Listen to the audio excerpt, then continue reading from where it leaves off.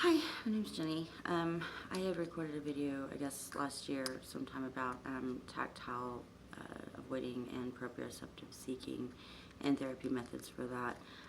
The reason why I am making this video is because I worked on a project last night and I had a bunch of people asking me demonstrations and to talk about my project and all of this stuff on my Facebook group that I'm a part of for sensory processing disorder that I had posted pictures up on. Anyway, without further ado, I want to introduce you to the button monsters. We have Steve, we have Charlie, and if I can get that to stay, we have Bill. And I made these last night. I just took tennis ball, googly eyes, some feather pieces, and gave Steve a mohawk, and Charlie a little front flip up thing. Anyway, and Phil's bald. Wow. Anyway, the whole purpose of a button monster is that they like to eat buttons, and they like buttons of all shapes, sizes, and colors. I went to the store last night, and for like $2, I bought a big bag of buttons.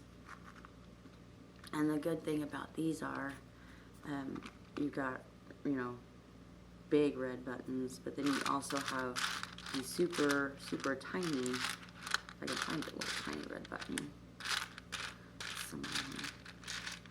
Yeah, there was one. But you have super tiny red buttons too, and then they're all in between sizes. So, and some are flat, and some have the ridges, that sort of thing. So whenever you're working with feeding your button monster, you can, use your descriptive words and teaching your kids, and like, this is a big red button, nom nom nom nom nom nom nom nom nom nom. This is a small red button, and things like that. It's always fun to do little ma ma ma sounds, and I always like picture Pac-Man. Wah, wah, wah, wah, wah, wah. Anyway, I just showed my age. But whenever you're done with these buttons, some of the bigger ones are tougher to get out. Let me try to get this out. And then, so I usually try to stay away from using the big buttons, the really big ones, for this kind of exercise. But say you feed them a bunch of buttons, just drop them. And you want to get them out. They just throw up. Kids love it. Anyway, but the whole purpose of this is you put it between your fingers like this so you can squeeze it, and it opens its mouth to eat. Tactile avoiding kids usually have really weaker hands because they don't like to touch things and grab things as much as what non-tactile avoiding kids have. So I made this with that in mind. The ball itself, the feeling of it is kind of rough, so that kind of stimulates their hands tactily. The feather kind of throws in a different tactile feeling to it as well, and so does the ball in the nose. Whenever you squeeze the ball and open the mouth, it actually works out your forearm area. As you can see, it's like, I did this for like an hour this morning, so my arm is about spent. But it's great for hand strengthening for you as well. So whenever you're doing therapy, you can sit there and do that. It'll work on your forearms as well, and you'll feel it. Yay, exercise. So whenever you do this and you fill them up and you spit them back out, you're effectively teaching them how to squeeze and use the strength in their fingers. You can move it down further and have them work on this part as well, to open up their mouth. Now, the differences between all of these guys is their really cool hair and eyeballs and noses and stuff is the slit. The bigger the slit that you make on the mouth, the easier it is going to be to squeeze open. So each one has a smaller slit. Like Charlie here has a smaller slit than this one. He also has teeth. Isn't that cute? And then Phil is, again, he's the difficult guy. He's bald, and I should have gave him angry eyes, but anyway, so Phil, as you can see, his slit is not as big, and it's harder to get him to open his mouth. And that's like the last stage that you work on to strengthen the muscles.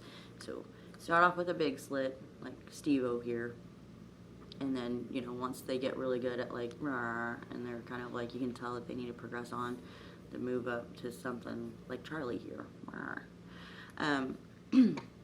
So there's that. Now, the real world applications for like the monsters and stuff like that is, you know, shirts, pants, jackets, things like that that have buttons that they need to, you know, push through. They, you know, I mean, just you can sit there and not open it and then make them push it through that way, like that. And it kind of forces them to do it. And of course, like I said, every mouth is going to be smaller, and so it's going to be harder to push things through. Another way you can go about, let me get him to throw up here. Hang on. Okay, there we go. Another way to go about that same sort of practice for like the buttons and the pants and stuff like that is take a Tupperware, and I just store the buttons in this thing because that's, you know, easier and convenient. But you take a Tupperware top container, old one, cut a slit in it. All right. Now, some of these buttons that I have ridges, so they're going to be a bit more difficult to do this with.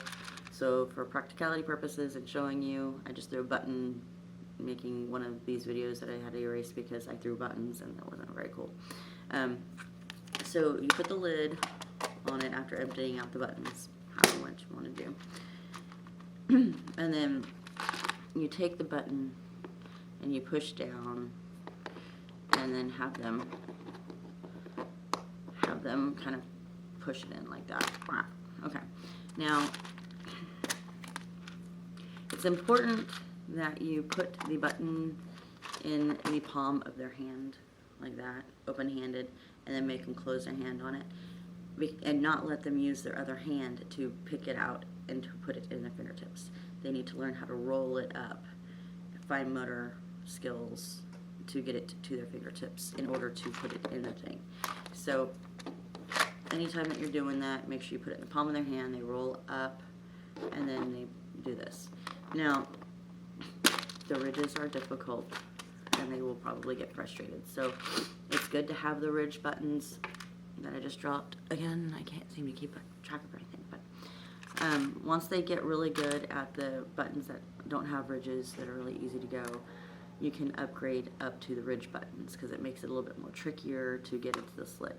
And like I said, the applications for this are great. Like, I mean, soda machines, you're putting coins in, or, you know, whatever they have these days. I know everything's more so, you know, swipe with a card, but you got that, you got piggy banks. And the coins usually have ridges on them, so this works out well. But, you know, I'll show you for, I have a hard time getting these in there.